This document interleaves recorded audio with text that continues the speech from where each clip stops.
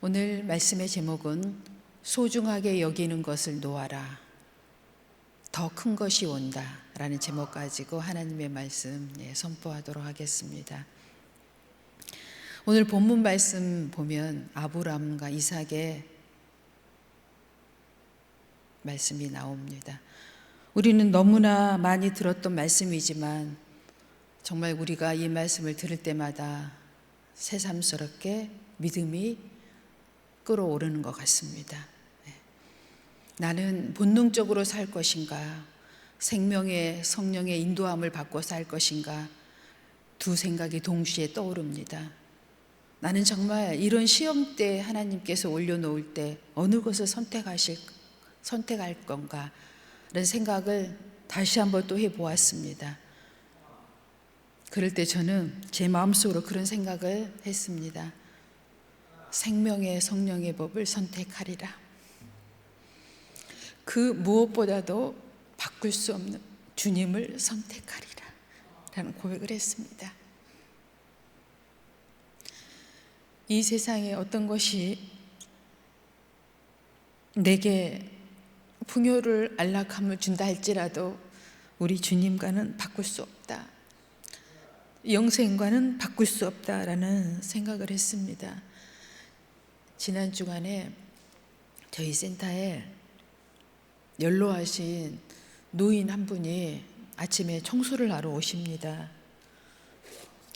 이제 많이 몸이 안 좋으세요. 얼마나 안 좋냐면 암 환자인데 항암 치료를 50번을 했대요, 이번에가.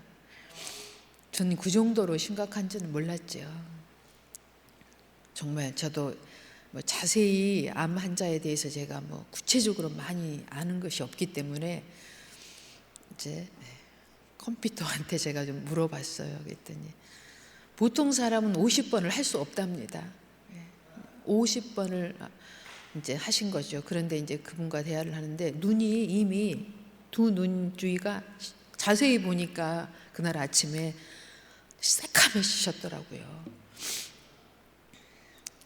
그냥 그분 눈을 보는 순간 제가 그냥 이제 다른 업무 이야기를 좀 하다가 자연스럽게 목사님 이야기를 하게 됐어요. 무조건 교회 나오라고 하면 그런 분이 80 중반인데 교회 나오겠습니까? 평생을 이렇게 살았고 이제는 자기가 그만 항암 치료를 내려놓고 이제 자연 치유를 할 생각으로 이제 마음을 바꿨다고 하는데 이제 이미 한계에 이제 오신 거지요. 그래서 이제 목사님 이야기를 했어요. 다른 이야기보다는 그냥 그렇게 성령께서 인도를 하셔서 저희 목사님이 어렸을 때요, 그냥 세상 병원에는 치유가 안 돼가지고요, 무당도 교회를 한번 데리고 나가봐라 할 정도로 해가지고 불신자 집안인데 교회를 다니기 시작했대요. 그래서 교회를 가면 그날 저녁에 잠도 잘 자고 애가 평안하고 하니까 다른 가족들은 다 난리가 나지만 아버지가 책을 다 불사르고 집안이 그냥 들썩들썩 하는데 목사님만 죄 받았대요. 그래서 교회를 다니게 됐는데 그냥 교회가 너무 좋았대요. 그래서 학교를 들어가면서도 교회 학교 집, 교회 학교 집, 학교 교회 집, 학교 교회 집, 그냥 삼각형으로만 그냥 그렇게 다녔대요. 누가 뭐라고 하든지 말든지 그냥 그게 그냥 좋았대요. 그런데 어느 날 교회에서 놀다가 그저 의자에서 꿈을 꿨대요. 하나님을 만났대요. 그날부터는, 그 이후부터는 이상한 일들이 계속 일어났대요. 신비한 일들이. 꿈을 꾸어도 하나님의 역사들이 보이기도 하고, 길을 걸어가도 사람들의 모습이 글씨로 써지기도 하고, 마음이 읽어지고, 그냥 이상한 일들이 그렇게 막 일어났대요. 정말 이상한 게 아니라 신비로운 일들이. 그걸 하나님께 구한 것도 아니고 애써서 힘쓴 것도 아니고 그냥 교회가 좋아서 교회 집 학교, 교회 집 학교, 이것만 군대 가기 전까지 계속 그것만 반복했대요. 그런데 놀라운 일들이 일어났고 어느새 병도 다 치료받고 그냥 순간순간 모든 일들이 주 안에서 이루어지기 시작했대요. 그랬더니 여러분들이 함께 이렇게 모여서 들었어요. 네 분이 살다 살다 그런 얘기는 처음 들어본다고 한 분도 있고, 비슷한 얘기를 들어본 사람도 있고, 하여튼 또 뭐 교회 얘기는 내가 뭐 이렇게 눈을 이렇게 하게 하시는 분도 계시고, 하여튼 세 분은 열심히 들으셨고, 한 분은 고개를 이렇게 하시다가 결국은 머리를 떨뜨리고 또 이렇게 말씀을 들으시더라고. 그러면서 저는 가만히 있는데 그 세 분이 동시에 그래요. 그 어르신 목사님한테 가서 기도받아야겠네요. 세 분이 그렇게 동시에 얘기를 하면서 자연 치유도 하시면서 목사님께 가서 기도를 받으셔야 되겠다. 그 세 분이 그렇게 얘기를, 저는 아무 얘기도 안 했어요. 그렇게 얘기를 하더라고요. 그래서 제가 그런 얘기 했어요. 우리 목사님께 기도하면, 기도 받으면 치료 받을 수도 있지만 그건 목사님이 치료하는 게 아니고 이제 하나님의 손에 있어서 하나님이 치료하실 수도 있고 또 안 하실 수도 있지만, 치료를 했을 경우를 제가 말씀드릴게요. 치료를 받았지만 교회를 다니다가 이쯤 내가 이제 살겠다 싶어서 교회를 딱 안 다니면요, 제 경험으로 교회에 많은 환자들을 보면 얼마 안 있어서 다시 재발해 갖고 그냥 돌아가시더라고요.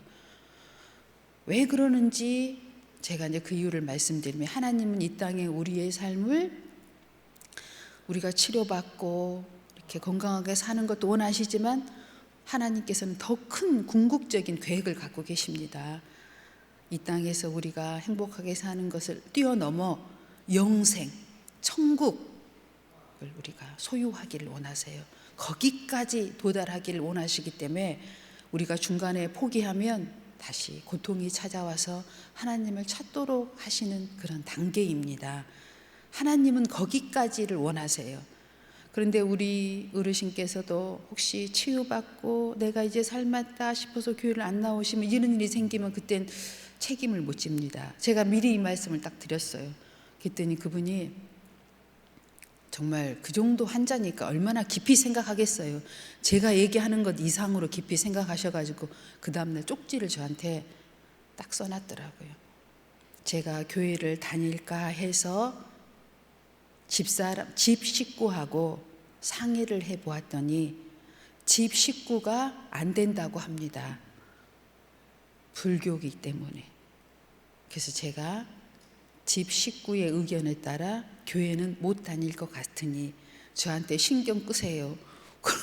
표현을 저한테 신경 끄세요. 그리고 딱 답장을 남겼더라고요. 정말 답장하고는 가슴이 몹시 아프더라고요. 그래서 그날부터 제가 계속 하나님께 기도는 드리고 있습니다. 고민 중이에요. 제가 그분에게 어떻게 전도를 할까 하면서도 무슨 생각을 했냐면, 야, 그 집사람 대단하다. 할아버지가 언제 돌아가실지 모르는데 얼마나 대단한 불교를 다니시는지는 모르겠지만 어떻게 세상에 그렇게 얘기할 수 있을까? 당신 혹시 모르니 교회라도 나가봐 하는 게 집사람 아닙니까? 전 정말 그분이 너무 얼굴을 좀 보고 싶더라고. 그 할아버지는 제 얘기를 듣고 교회를 나가볼까 하고 상의하였더니 라고 딱 첫 마디를 쓰셨더라고요. 저는 그분 얼굴에서 눈동자가 시커먼 것, 그 눈 주위가 새카만 것만 지금 이렇게 보여요. 제 눈에 안경을 끼셨지만. 저분을 어떻게 해야 할까 제가 지금 고민 중에 있습니다. 우리는 지금 이 땅을 살아가고 있고, 그분이 그래요. 제가 뭘 더 바라겠습니까? 사는 동안 건강하면 기본이지요. 맨 처음에는 저한테 그렇게 이야기를 했어요. 그러나 제가 목사님 이야기를 계속 얘기하면서 지옥까지 갔습니다. 우리 목사님이 목사 안수를 받기 위해서 21일 금식 기도까지 하게 됐습니다. 그 금식 기간 동안에 무슨 일이 있었는 줄 아세요? 7일 지나서 제가 갔더니 온 방에 썩은 냄새가 나더라고요. 코를 댈 수가 없었어요. 두 번째 또 보름이 지나서 갔더니 그 썩은 냄새가 또 똑같이 나더라고요. 제가 이제 실감 있게 얘기를 해야 되니까. 근데 목사님이 저한테 간증을 해주시더라고요. 천국도 아니고 내가 지옥을 갔다 왔다. 지옥에 갔더니 교회 다니는 사람들이 다 거기 와 있더라. 누구누구 목사, 누구누구 장로님, 누구누구 집사님, 성도님 다 있더라 거기. 그러면서 목사님께 그 천사가, 인도한 천사가 그렇게 얘기했대요. 너도 사명을 감당하지 못하면 이와 같으리라 라는 음성이 지금도 귀에 내가 들린다고. 지옥까지 이제 시작해서 지옥까지 제가 이제 그분에게 했어요. 우리가 죽으면 끝이 아니라 천국도 있고 지옥도 있다. 다행히 끝이면 좋으련만 반드시 우리는 둘 중에 하나를 가야 되는데 어떡하냐? 천국 가야 되지 않겠냐? 죄가 없어야 천국 간다. 그랬더니 자기들은 다 4명 다 그렇게 얘기해요. 저기들은 죄가 없기 때문에 다 이제 천국에 또 갈 거라고 그렇게 얘기하시더라고요. 그래서 내가 웃었어요. 어디 죄가 없는가 한번 살펴볼까 했더니 그 다음 말 똑같이 4분이 다 죄가 있네요. 이렇게 또 순전하게 또 얘기를 하시더라고요. 그래서 그럼 다 우리는 또 지옥을 가야 되겠네요. 근데 또 가면 안 되잖아요. 예수님을 붙잡아야 됩니다. 그분이 우리 죄를 대신 짊어지시고 대가를 치르셔서 그 핏값으로 우리가 천국 티켓을 얻었습니다. 그분의 피를 붙잡아야 되고 그분을 붙잡아야 되고 십자가를 붙잡아야 되고 그 피의 도움을 우리는 입어야 됩니다. 그 피의 씌움을 받아야 합니다. 그래야 우리가 깨끗함을 얻어서 이제 무사히 천국까지 도착합니다. 여기까지 이제 복음을 다 제가 이제 전했지요. 우리가 믿음으로 산다는 것이 이런 과정에 놓여 있습니다. 정말 어쩔 때는 교회 오기 싫어서 끌려올 때도 있으시고 마지막에 올 때도 있고 내가 꼭 가야 되냐 오늘 또 하고 올 때도 있지만 여러분 정말 순간순간이 찰나라고 목사님이 일부 예배 때 말씀하셨는데 정말 선택 찰나인 것 같습니다. 매 순간순간 내가 교회에 오는데 정말 구원의 기쁨의 감격을 갖고 오는 겁니다. 너무 기뻐서 너무 감사해서 너무 좋아서 그렇게 계속 집, 교회, 기업, 집, 교회, 기업 이렇게 한번 해보세요. 상상도 할 수 없는 일이 우리 앞에 놓여 있습니다. 정말 기쁜 마음으로 한번 해보세요. 그게 나는 제일 내 삶의 최고의 선택, 이게 지금 내가 할 수 있는 최고의 선택이라고 마음 먹고 기쁜 마음으로 한번 해보세요. 어떤 일이 일어나는가. 아무것도 바라지 말고 오직 주님 한 분만 바라보고. 그런데 놀라운 일이 일어난다는 거예요. 우리의 본능은, 우리는 정말 육신을 입고 있는 한은 본능적으로 살 수밖에 없어요. 그 본능이 무엇이냐면 간단하게 얘기하면 나의 계획이 있습니다. 그 계획대로 살려고 하고 안락함, 내 그 육신의 안락함을 쫓으려고 하고 또 인간관계, 명예 여기에 우리가 묶여 있고요. 그 다음에 내가 세운 목표의 성취, 여기에 우리가 묶여 있다는 거예요. 이게 바로 우리 인간이 가지고 있는, 누구나 가지고 있는 본능입니다. 이 본능을 뛰어넘을 때 제가 오늘 목사님 이야기했지요. 이런 오직 하나님만 바라보고 나갔는데 놀라운 신비한 일들이 우리 안에서 일어난다는 겁니다. 이 땅에서는 뭐 이렇게 계산할 수 없는 정말 천국의 보화지요. 그게 천국의 보화를 얻는 것이죠. 오늘 본문 아브람과 이삭의 말씀입니다. 하나님이 22장 1절에 아브람을 시험하셨어요. 아브람의 가장 귀한 것을 하나님이 요구하십니다.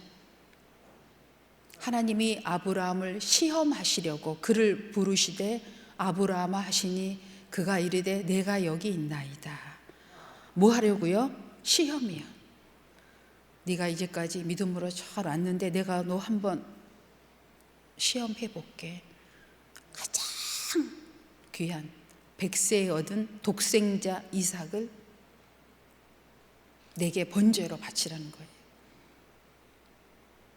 아브라함은 물론 생각 속에 순간적으로 그 찰나 선택 순간에 정말 한 마음이 무너졌겠죠. 힘들었겠죠. 그러나 그는 바로 자기의 생각을 부정합니다. 번제로 드리기로. 그리고 곧바로 모리아 산을 향하여 가서 이삭을 번제로 하나님 앞에 올려드리는 순간 어떤 일이 일어났어요? 12절 보겠습니다. 사자가 이르시되 그 아이에게 내 손을 대지 말라. 그에게 아무 일도 하지 말라. 내가 내 아들 내 독자까지도 내게 아끼지 아니하였으니 내가 이제야 너가 하나님을 경외하는 줄 아노라. 아멘. 하나님은 우리에게 어느 경지에 이르면 이런 시험을 하십니다. 할 만한 사람한테 하시겠지요? 네. 이렇게 할 만한 사람에게 그 수준에 맞춰서 하나님의 시험은 다 통과하도록 되어 있습니다. 여러분이 걱정 안 하셔도 돼요. 마귀의 유혹은 넘어갈 수 있으나 하나님의 시험은 다 통과하도록 되어 있어요. 왜요? 하나님이 하시는 거니까. 하나님의 계획은 우리를 영생을 주시려는 계획이 있으니까. 여러분이 두려워하면 안 돼요. 항상 우리를 쪼여오는 것들은 뭐예요? 두려움이에요. 나는 그 시험 때 통과할 수 있을까 하는 시험이지요. 우리는 반드시 통과합니다. 오늘 그 말씀을 드리고 싶어요. 나의 가장 소중한 것을 원할 때 우리는 믿음으로 드릴 수 있습니다. 믿음을 내어놓을 수 있습니다. 이미 하나님은 아시고 우리를 시험하시기 때문에요. 우리의 모든 것을 이미 하나님은 그분은 알고 계십니다. 넘어질 사람한테 시험 안 하세요. 할 수 있는 분한테 하시지. 시험이 오고들랑 여러분은 어때요? 바로 통과하실 수 있습니다. 고민할 필요도 없어요. 하나님이 주시는 거.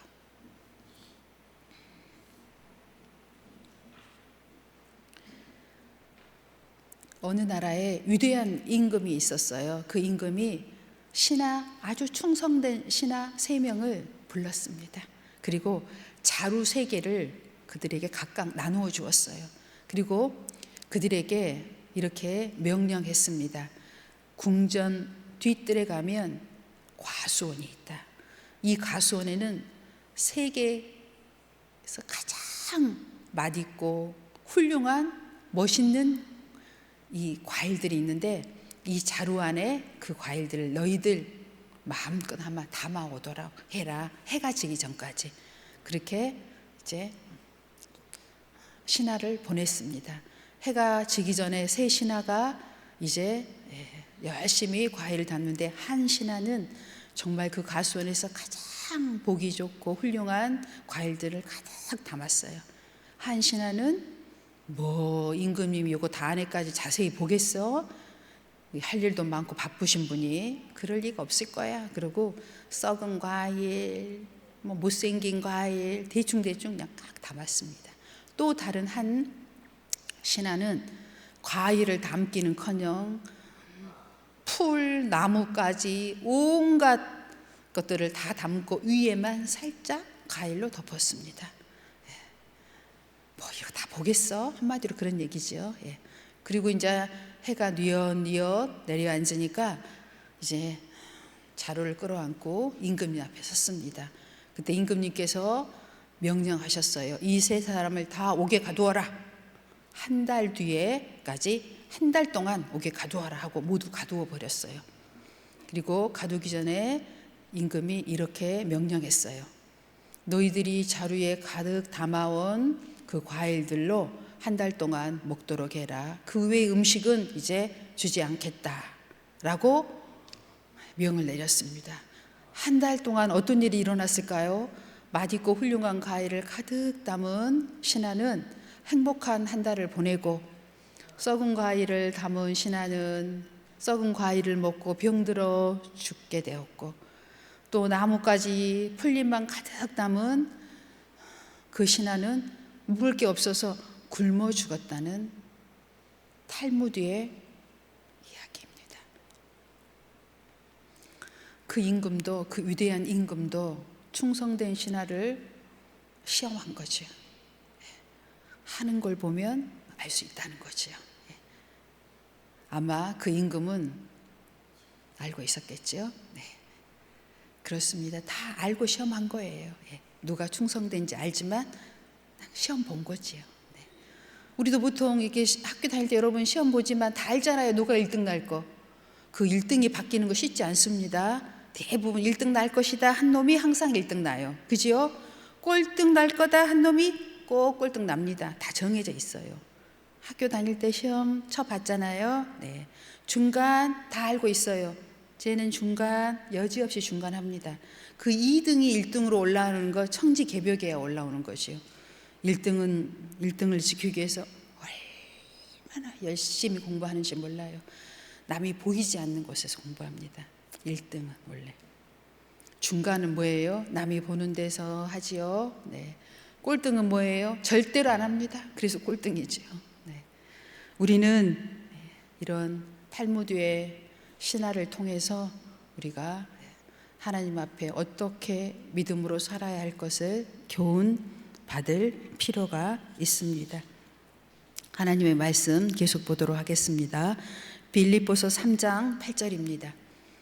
또한 모든 것을 해로 여김은 내 주 그리스도 예수를 아는 지식이 가장 고상하기 때문이라. 내가 그를 위하여 모든 것을 잃어버리고 배설물로 여김은 그리스도를 얻고. 아멘. 7절에 보면 바울이 이런 고백을 합니다. 내게 유익한 모든 것을 내려놓았다고 얘기합니다. 내가 유익하다고 여겼던 모든 것을 내려놓았더니 하나님께서 하늘의 보화를, 하늘의 비밀한 것들을 바울에게 채워주셨다는 말씀이죠. 우리가 소중하다고 여기는 것을 내려놓을 때 우리는 영적인 세계를 체험할 수 있습니다. 체험할 뿐만 아니라 이런 하나님이 주시는 체험은 체험으로 끝나지 않아요. 체험과 더불어 영적 풍요한 삶을 우리에게 허락하십니다. 체험이 체험으로 끝나면 의미가 없어요. 체험을 넘어 영적 풍요한 삶의 세계로 들어가는 거예요. 여기까지 우리는 들어가야 돼요.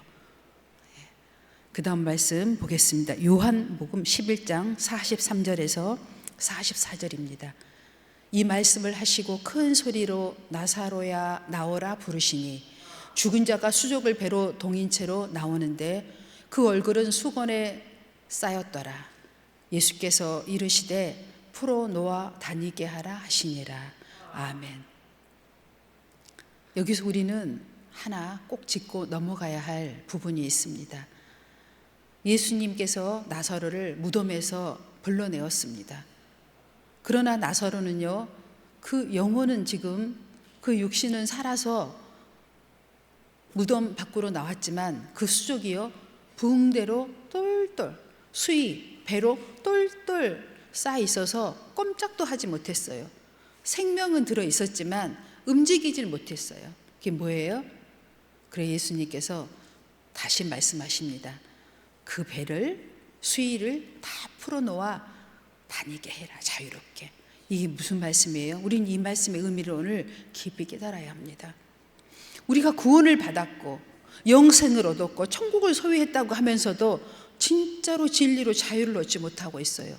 그 수족은 지금 꽁꽁 묶여 있는 거예요. 육신은. 주님께서 그 수의를 풀어놓으라고 말씀하고 계셔요. 너희의 진짜 자유는 여기까지 가야 됩니다. 육신의 자유까지 여러분이 얻어야 합니다. 여러분을 지금 묶고 있는 여러 가지 것들이 있지요. 세상적인 것들. 이것들 여러분이 다 풀어야 돼요. 풀어놓으면 여러분이 이제 영혼의 구원의 자유가 있을 뿐만 아니라 오늘 정말 영적인 풍요한 삶, 그 풍요의 세계, 육적인 풍요의 세계 안으로 깊이 들어오게 되는 것이에요. 여러분 지금 묶여있는 분들 많지요? 예. 입으로는 구원을 받았어요. 나 천국 가요. 하면서도 묶여있어요. 여기에서 자유를 얻으시기 바랍니다. 그 자유 누가 주셨어요? 예수님. 예수님을 깊이 묵상하면 자유가 옵니다. 네. 아멘. 열왕기상 17장 13절입니다. 엘리야가 그에게 이르되 두려워하지 말고 가서 내 말대로 하려니와 먼저 그곳으로 나를 위하여 작은 떡 한 개를 만들어 내게로 가져오고 그 후에 너와 내 아들을 위하여 만들라. 아멘. 엘리야 시대에 가뭄이 들었습니다. 한 가부의 집에 이제 가난이 찾아올 대로 찾아와서 남은 음식이라고는 한 움큼의 가루와 기름 한 병 있는 그 조금 뿐이에요. 이제 그걸 기름에 빚어서 마지막 먹고 죽을 참이에요. 그런데 엘리사에게 하나님께서 명령하십니다. 그 과부의 집에 찾아가서 그 떡을 달라고 해서 네가 먹고 축복하라는 거예요. 그 과부가 엘리야의 말을 듣고 어떻게 합니까? 그 떡을 빚어서 마지막 생명줄인 그 떡 한 조각을 엘리야를 섬깁니다. 엘리야가 배가 고팠는지 안 고팠는지는 여기 성경에 기록되지 않아서 모르겠어요. 엘리야가 먹을 것이 없었을 것 같지는 않아요. 근데 하나님 명령으로 간 거지요. 바로 그겁니다. 사람은 사실 먹을 것 앞에 참 연약한 것 같아요. 배가 고프면 어찌할 줄을 모르는 게 우리의 모습입니다. 근데 그 정도가 아니라 마지막 음식이에요. 정말 내일을 기약할 수 없는 그 마지막 음식 한 덩이를 내가 먹을 것인가 내어 놓을 것인가, 이 찰나입니다. 선택. 나는 어떻게 할 것인가. 정말 우리가 어떻게 보면 참 어려운 문제이기도 하지만 정말 심플하게 생각하면 아주 심플합니다. 어차피 죽어요. 하루 지나면 이래도 죽고 저래도 죽어요. 내놓으면 어때요? 자유를 얻어요, 마음에. 그치요? 하루 뒤엔 어차피 죽는다니까요. 근데 우리는 그걸 움켜쥔다는 거지요. 하지만 오늘 성경은 내어놓으면 어떻게 되었어요? 그 과부가 가뭄이 3년 뒤까지 이어집니다. 가뭄이 끝날 때까지 통의 가루와 기름병의 기름이 떨어지지 아니하였더라. 아멘. 하나님은 이렇게 역사하십니다. 우리가 지금 계속 이 하나님의 역사를 보지만 하나님이 내게 요구하시는 건 여러분 다 할 수 있는 걸 요구한다는 거예요. 지금 하나님이 우리에게 요구하는 건요, 할 수 없는 걸 요구 안 합니다. 이미 다 답을 주시고 우리에게 하셔요. 이삭을 요구하실 때도 이미 아브라함에게 하셨어요. 너의 자손은 하늘의 별과 같고 땅의 모래알 같으리란 답을 이미 주셨어요. 그리고 오늘 테스트한 거지요. 아브라함을 이미 여러분에게 수 없는 답을 다 제시하시고 여러분을 시험하신다는 거예요. 여러분 통과하시기 바랍니다. 아멘. 시편 81편 10절입니다. 나는 너를 애굽 땅에서 인도하여 낸 여호와 내 하나님이니 내 입을 크게 열라 내가 채우리라 하셨으나. 아멘. 입을 크게 열려면 여러분 입 안에 있는 거 다 내놓아야 돼요. 삼키든지 입이 비워져야 합니다. 입이 비워져야 비로소 입을 열 수가 있어요. 크게. 입에 음식이 있는데 어떻게 열어요? 입 못 열잖아요. 음식이 보이고. 그래서 입을 크게 열려면은 입 안에 있는 모든 것들을 다 내려놓아야 됩니다. 그러는 순간 어떻게 해요? 입이 열립니다. 입이 열리면 하나님께서 채우시리라. 아멘. 요한복음 6장 9절입니다. 여기 한 아이가 있어 보리떡 5개와 물고기 2마리를 가지고 있나이다. 그러나 그것이 이 많은 사람에게 얼마나 되겠사옵나이까. 아멘. 우리는 오병이어 기적을 너무나 잘 알고 있습니다. 예수님께서는요, 빌립에게 먼저 말씀하셨어요. 사실 이 많은 사람을 먹일 것을 네가 좀 가지고 올래? 이렇게.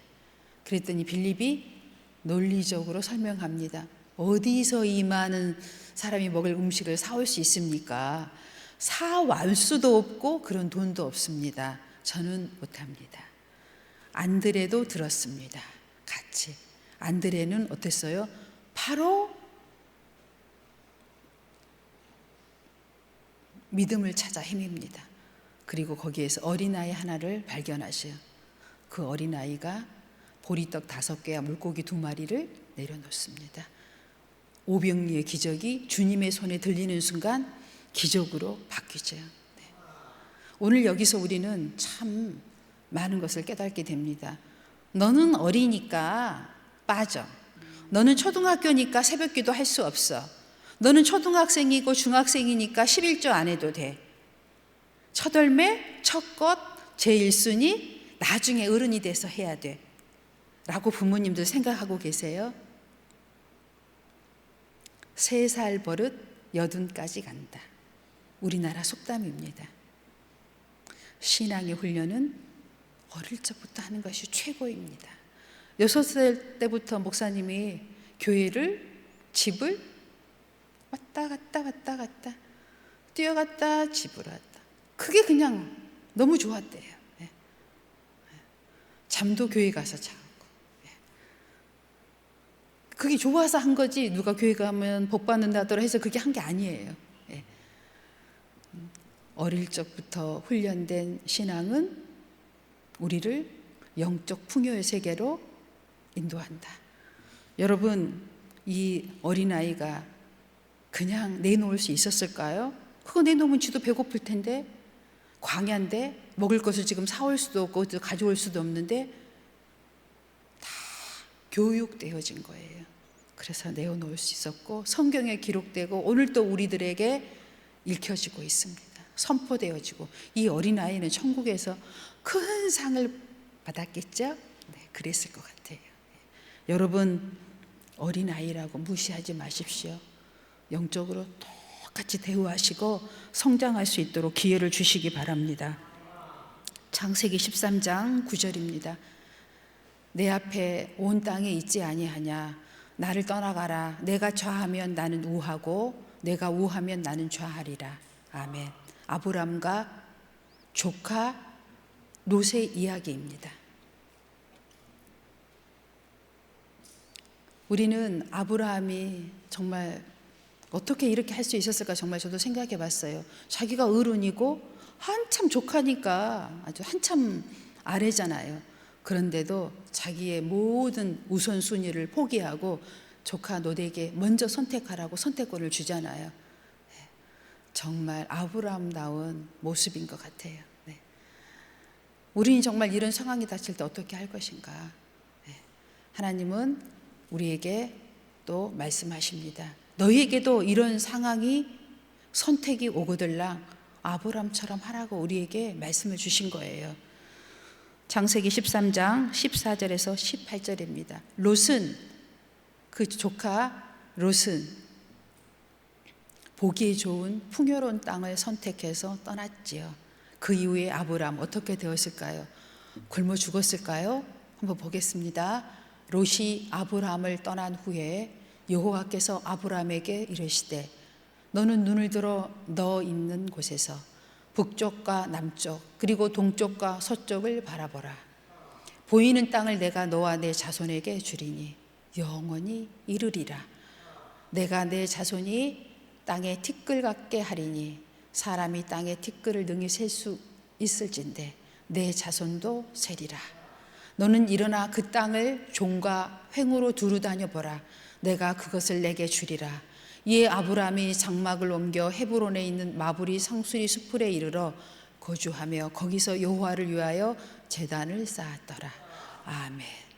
아브라함은 정말 볼품없는 더 땅을 선택했지만 하나님께서는 아브라함에게 동서남북을 온 땅을 아브라함에게 허락하십니다.